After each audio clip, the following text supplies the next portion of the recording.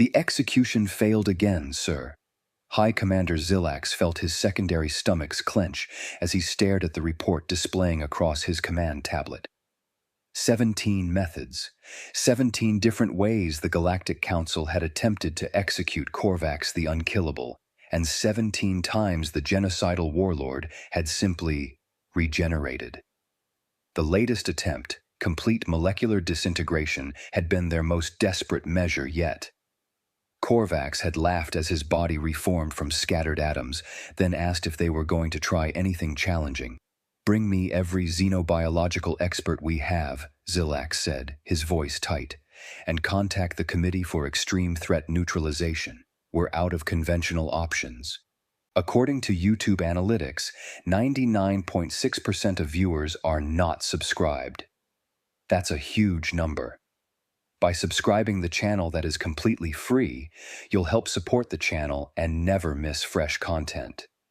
"Sir," the committee already responded. His aide, Commander Kalthas, hesitated in that particular way that meant the news was about to get worse. "They recommend a human." Zilax's manipulator appendages went rigid. "A human. They want us to bring a Deathworlder into our maximum security facility to deal with the most dangerous being in 12 systems." They were quite specific, actually. They've already arranged transport for one. Kalthas pulled up a file.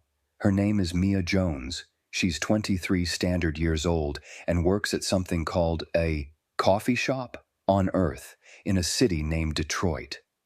A coffee shop. Zilax couldn't keep the disbelief from his voice. "They want us to trust our entire security situation to someone who serves beverages for a living. The committee's report indicates that humans from this particular region have relevant experience with..." Kalthas squinted at his screen. "Not taking shit from anyone, and handling difficult customers who think they're invincible." Before Zilax could formulate a response to that utterly baffling assessment, proximity alarms indicated an approaching vessel. The human was already here. Mia Jones stepped off the transport ship carrying a worn backpack and an insulated coffee tumbler that read, "Don't talk to me until this is empty," in faded letters. She was small by human standards, barely 5.5 feet tall, with dark hair pulled into a messy bun and the kind of tired eyes that suggested she'd worked too many double shifts.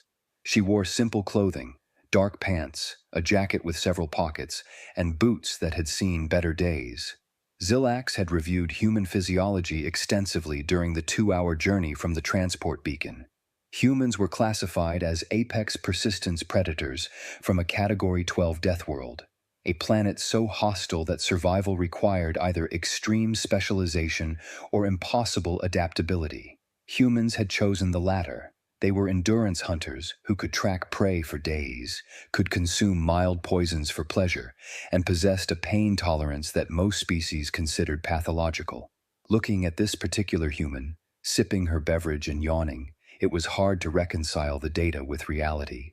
"Miss Jones," Zilax began formally, "thank you for..." "Just Mia's fine." She took another sip of her coffee. "So, you guys have a problem you can't kill, and somebody figured a human might have ideas. That about sum it up?" Kalthas made a choking sound. Zilax reminded himself that humans were direct to the point of discomfort for most species. "That is essentially accurate. Korvax has survived 17 execution attempts. His regenerative capabilities exceed anything in our databases." "Cool, cool." Mia pulled out her phone, a primitive Earth communication device, and started tapping at it. "Just texting my roommate that I might miss my shift tomorrow. She's gonna be pissed. We're already short-staffed." She looked up. "So where's this unkillable guy?" The observation deck overlooked Containment Cell Alpha 1, a reinforced chamber designed to hold reality-warping entities. Inside, Korvax lounged on a bench that looked comically small beneath his massive frame. He stood nearly 9 feet tall when fully extended, with segmented armor plating that covered most of his body, and 4 arms ending in claws that could shred titanium. His species, the Coral, had been a warrior race before Korvax had united them and turned their attention outward. 12 systems had fallen before the council managed to capture him, and now they couldn't execute him. That's a big dude, Mia observed, pressing her face close to the observation window. What have you tried so far? Zilax pulled up the list on the main display. Plasma disintegration. He reformed in minutes. Molecular disruption. Similar result. Quantum blade decapitation. His head grew back. Cellular combustion. Gravitational compression. Temporal displacement. Neural deletion. Reality anchoring. Dimensional severance. Genetic unraveling. Okay, I get it. Mia held up a hand. You guys really went all sci-fi with it, huh? Throw every fancy space weapon at him and hope something sticks. These are not fancy space weapons, Kael'thas said stiffly. These are the most advanced neutralization techniques known to galactic science. Right, sure, Mia took another drink. And none of them worked because he regenerates. Zilax pulled up cellular scan data. His body can reconstruct itself from catastrophic damage in minutes. We've analyzed the mechanism. It's a hyperactive cellular regeneration process linked to his nervous system. As long as any portion of his neural tissue survives, his entire body can regenerate. Mia studied the scans, tilting her head. Huh, that's interesting. Interesting. Zilax felt his calm beginning to fray. Miss Jones, this being has killed billions. He conquered 12 systems. We need to neutralize him permanently, and we're running out of options. The Council is considering extreme measures. Can I talk to him? The question caught Zilax completely off guard. What? Can I talk to the guy, like face to face? Mia gestured at the observation window. I work customer service. Sometimes you gotta talk to the difficult ones to figure out what their deal is. Absolutely not, Kael'thas said immediately. He's extremely dangerous. He's killed trained warriors with decades of combat experience. Yeah, but I'm from Detroit. Mia said it like it explained everything. Look, you guys can keep trying your space magic, or you can let me see if there's a simpler solution. What's the worst that happens? He kills me. You guys are back where you started. Best case, I figure something out. Zilax looked at Kael'thas. Kael'thas looked back with an expression that clearly said, "This is a terrible idea." Zilax looked at the reports on his tablet showing 17 failed execution attempts and the Council's increasingly frantic demands for a solution. Fine, he said, but we're monitoring every second, and at the first sign of danger, Yeah, you'll do something dramatic and it won't work. Mia was already heading for the door. Which way's the cell? The containment cell doors opened with a heavy mechanical grinding that echoed through the chamber. Korvax looked up from his bench, and when he saw Mia walking in with her backpack and coffee, he began to laugh. It was a deep, rumbling sound that seemed to shake the air itself. They send a child? His voice was like grinding stones. The mighty Galactic Council sends me a tiny, soft thing that barely reaches my chest. This is their solution? Hey, I'm 23. That's not a child. Mia walked further into the cell, seemingly unconcerned by the door sealing behind her. And I'm 5'5", which is perfectly average. Thank you very much. Korvax rose to his full height, towering over her. Do you know what I am, little human? Do you know what I've done? Yeah, I got the briefing.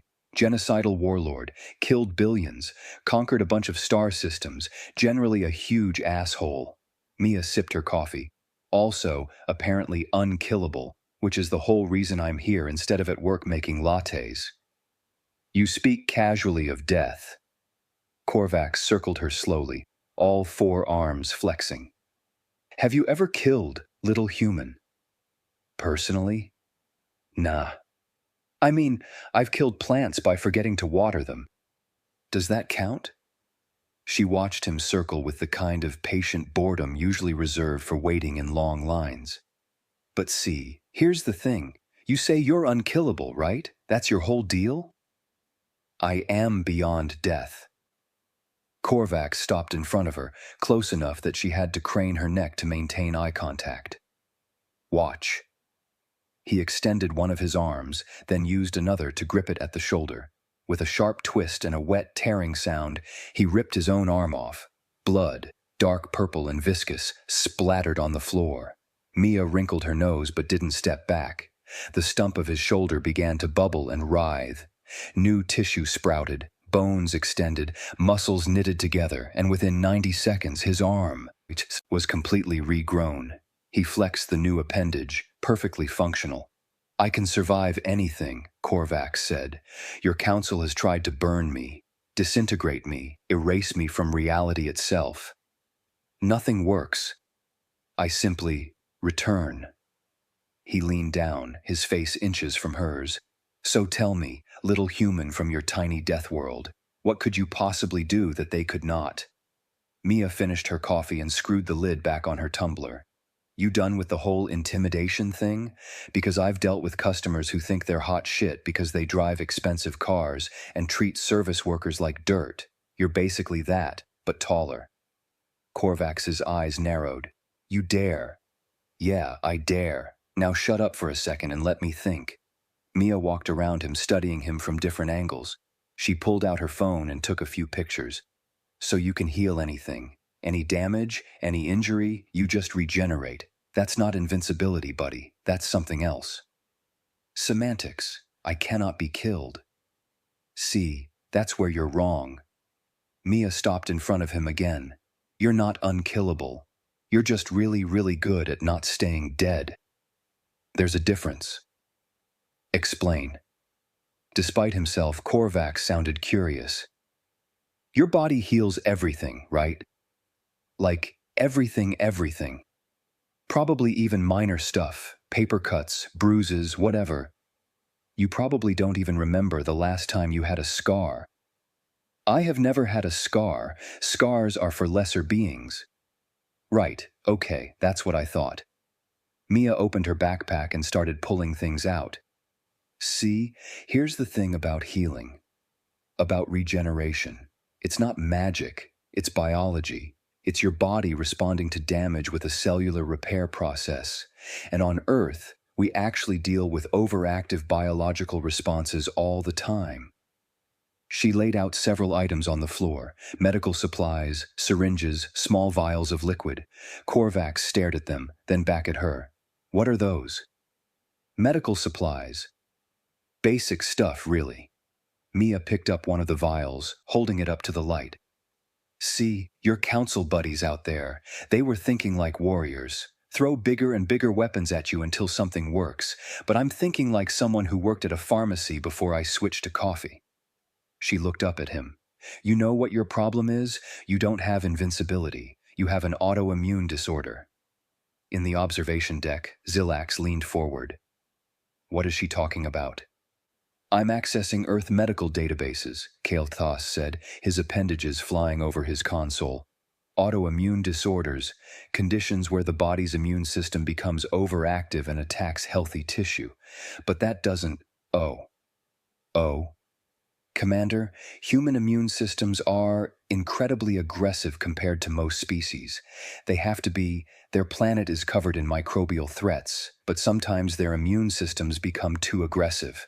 They attack the body itself, or they overreact to harmless substances." Kael'thas looked up from his screen. "They've developed entire categories of medicine to suppress immune responses." Back in the cell, Mia was still explaining. "Your regeneration isn't controlled. It's constant. It's like your body doesn't know when to stop healing. That's not a feature, buddy. That's a bug. And you know what humans are really good at? Dealing with biological bugs." Korvax laughed again, but it sounded less confident. "You think your primitive medicine can affect me? I am beyond such things." "Maybe. Maybe not. But here's what I'm thinking. If your healing is just a really overactive cellular response, then what happens if we turn it down?" She held up a syringe. "This is a modified immunosuppressant, mixed with a few other things that basically tell your body to chill the fuck out with the healing thing. It won't work." "Probably not. I mean, I mixed this up based on your biological scans and some guesswork. I'm a barista, not a doctor, But here's the thing. Mia's expression shifted, becoming colder. You murdered billions of people. Men, women, children. You didn't care. You burned entire worlds. So you know what? I'm willing to take a shot at this. Literally. She moved fast, faster than Korvax expected. Humans were ambush predators, built for sudden explosive speed, and Mia had spent years dodging grabby customers and spilled drinks in crowded spaces. She ducked under his reaching arms, jammed the syringe into his leg, and depressed the plunger before he could react. Korvax backhanded her, sending her flying across the cell. She hit the wall hard and crumpled, gasping for air. Several ribs were definitely broken. "Foolish human," Korvax growled, pulling the empty syringe from his leg. "Did you really think—" He stopped. His leg wasn't healing. The small puncture wound from the needle was still bleeding, the blood running down his armor plating in thin rivulets. "What?" He stared at it. "What have you done?" Mia dragged herself to her feet, wincing. "Told you. Turned down your healing." She coughed, tasted blood. "Your body's been in overdrive your whole life, healing everything instantly. Now it's not. Now you're just normal." Korvax touched the wound on his leg. It was small, insignificant, but it wasn't closing. Panic crept into his voice. "This is temporary. It will wear off." "Maybe. In a few hours, probably. But you know what can happen in a few hours to someone who's not invincible?" Mia reached into her jacket pocket. Pretty much anything. In the observation deck, alarms were blaring. "She's injured," Zilak said. "We need to extract her." "Wait," Kalthas said. "Look at Korvax's biosigns, his regeneration factor. It's dropping. Rapidly. She actually did it. She suppressed his healing." On the monitors, they watched as Korvax staggered backward, staring at his body like it had betrayed him. Small injuries that he didn't even remember receiving. Minor cuts, old wounds, were suddenly visible again, no longer healing instantly. "You're not invincible," Mia said, pulling a small handgun from her jacket. It was a simple 9mm, barely more than a toy compared to Galactic weaponry. "You're just a guy who could heal really fast, and now you can't." "You can't hurt me," Korvax said, but the confidence was gone. "You're a servant, a beverage maker. You're nothing." Mia raised the gun, her hand steady despite her injuries. "Yeah? Well, I grew up in a city where you learn to shoot straight by the time you're 15. I worked nights in neighborhoods where being armed was just smart, and you know what the best thing about being from a Deathworld is?" She aimed at his head. "We don't miss." "Wait!" The gunshot was thunderous in the enclosed space. A single bullet, primitive by galactic standards, traveling at merely supersonic speeds. It entered through Korvax's left eye and exited through the back of his skull, taking a significant portion of his brain with it. Korvax the unkillable, genocidal conqueror of 12 systems, the being who had survived 17 different execution methods, collapsed to the floor, and this time he stayed down. Blood pooled beneath his head. The wound didn't heal, his body didn't regenerate. He was just dead. The silence in the observation deck was absolute. Zilak stared at the monitors, unable to process what he'd just witnessed. 17 methods, quantum weapons, reality manipulation, and in the end, it was a single projectile weapon from a primitive planet that had done the job. "Medical team to cell Alpha 1, Kalthas said automatically. "The human is injured." Mia was sitting on the floor, back against the wall, when the medical team arrived. She'd put the gun away and was checking her phone. "Shit, my roommate's calling. You guys got interstellar cell service in here?"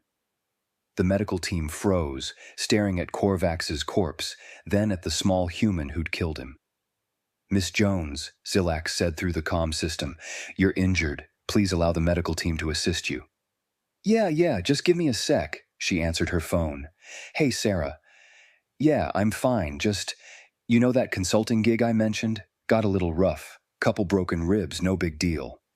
Yeah, I'll be back for my shift tomorrow. Tell Marcus he owes me that vacation day. Love you too. She hung up and looked at the medical team. Okay, now I'm ready. Also, do you guys validate parking? Because the transport beacon was like 3 levels down and I don't want to pay for, oh man, I'm gonna pass out. She slumped sideways, consciousness finally giving up after the adrenaline faded. 6 hours later, Mia woke up in a medical bay with her ribs sealed and her internal injuries repaired. Galactic medical technology was impressive. She felt better than she had before the fight. Zillax was waiting when she was cleared to leave. Miss Jones, we need to understand what happened. How did you know that would work? Mia shrugged, accepting her backpack and coffee tumbler from a very nervous-looking aide. I didn't, not for sure. But back home, we have this thing called Occam's razor. Basically means the simplest explanation is usually right. You guys were treating his regeneration like it was some mystical power that needed mystical solutions. But it was just biology. Overactive biology, sure, but still just biology. You took a significant risk. He could have killed you. Yeah, well, Mia checked her phone again. I've dealt with guys who thought they were hot shit before. Entitled assholes who think the rules don't apply to them. Sometimes you gotta knock them down a peg. He was just bigger. You make it sound simple. It kind of was, once I stopped overthinking it. She started toward the exit, then paused. Oh, hey, one thing. Can you guys, not tell everyone on Earth about this? Because if my manager finds out I killed a genocidal alien warlord on what was supposed to be my day off, she's gonna expect me to handle the difficult customers all the time. And Judy from the morning shift already doesn't pull her weight. Kael'thas made that choking sound again. We'll keep your involvement classified, Zillax said. Miss Jones, thank you. The council will compensate you appropriately for your service. Cool. Just deposit it wherever. I'm gonna need it for rent. She waved as she headed toward the transport bay. Later, space dudes. 3 days later, Mia was back at Java Dreams coffee shop in downtown Detroit, making a complicated oat milk latte for a customer who'd already changed his order twice. Her ribs were fully healed thanks to alien medicine, and the council had deposited enough credits into her account, converted to dollars through channels she didn't ask about, to cover her rent for the next year. Rough weekend? Her co-worker Sarah asked, noticing Mia's thoughtful expression. Yeah, you could say that. Mia handed the latte to the customer with a practiced smile. Just dealt with a guy who thought he was invincible. Ugh, the worst. What happened? Oh, you know. Mia started cleaning the espresso machine, the familiar rhythm soothing after everything. Turned out he wasn't as invincible as he thought. Nobody is. Damn right. Hey, you want to grab drinks after shift? Can't. Mia's phone buzzed. She glanced at it, a message from an unfamiliar number with a very familiar official seal, another consultation request, something about an impossible diplomatic situation and human perspective needed. She sighed. I've got another consulting thing, rain check. You're really leaning into that side hustle, huh? Yeah, Mia said, already dreading the explanation she'd have to give her manager about missing another shift. Apparently, I've got a very specific skill set. She thought about Korvax, about his absolute certainty in his own invincibility, about how quickly that certainty had crumbled, about how the simplest solution, turning off his healing and using a regular gun, had succeeded where quantum weapons had failed. The universe was big and complicated, full of species with technology and abilities that seemed like magic. But at the end of the day, biology was biology, and humans had spent millennia learning that nothing was truly invincible. Everything had a weak point. You just had to be willing to look for it. And if you found it, you didn't miss. Next customer, Mia called out, shoving the philosophical thoughts aside. She had lattes to make and bills to pay. The universe's problems would have to wait until after her shift. Besides, she was still out of coffee at home, and that was the real crisis. In the Galactic Council chambers, High Commander Zillax was presenting his report on the Korvax situation. The council members listened in stunned silence as he explained the human solution, the biological approach that had never occurred to their greatest minds. And this human, Counselor Vexia said slowly, she determined this course of action in less than an hour. Approximately 30 minutes, Zilax confirmed, and most of that was her observing him and thinking. We spent months trying to solve this problem, another counselor said. We consulted reality engineers, quantum physicists, temporal mechanics specialists. But you didn't consult a barista from a Deathworld, Kael'thas said, and there was something almost like respect in his voice. The council sat in contemplative silence. I propose a new protocol, Counselor Vexia said finally. When facing seemingly impossible problems, particularly those involving biology or unconventional threats, we consult human perspectives first, before we escalate to complex solutions. They do seem to have a talent for seeing simple answers we miss, another counselor agreed, though I find their methods rather direct. Direct, yes, Zilax said, remembering Mia's casual attitude toward having broken ribs and shooting a genocidal warlord in the head. But effective. Perhaps that's the Deathworld advantage. When survival requires constant problem-solving, you learn not to overthink things. The motion passed unanimously. From now on, before escalating to quantum weapons or reality manipulation, the Council would try human solutions first. It would, several months later, prevent an interdimensional invasion when a human mechanic suggested just turning it off and back on again regarding a malfunctioning dimensional barrier. But that's another story. For now, the Council had learned a valuable lesson. Sometimes the scariest thing about humans wasn't their strength, or their resilience, or their aggression. It was their complete refusal to believe that anything was truly impossible, and their absolutely terrifying accuracy when they decided something needed to die.